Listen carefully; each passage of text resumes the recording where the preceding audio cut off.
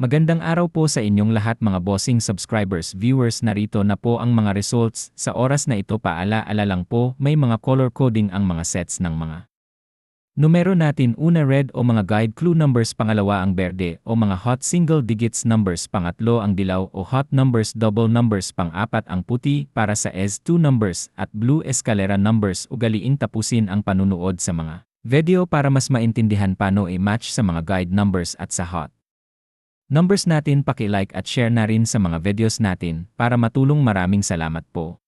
Magandang araw po sa inyong lahat mga bossing subscribers viewers, narito na po ang mga results. Sa oras na ito paala-ala lang po, may mga color coding ang mga sets ng mga numero natin. Una red o mga guide clue numbers, pangalawa ang berde o mga hot single digits numbers, pangatlo ang dilaw o hot numbers double numbers, pang-apat ang puti para sa S2 numbers at blue escalera numbers. Ugaliing tapusin ang panunood sa mga video para mas maintindihan paano i-match sa mga guide numbers at sa hot numbers natin. Paki-like at share na rin sa mga videos natin para matulong. Maraming salamat po.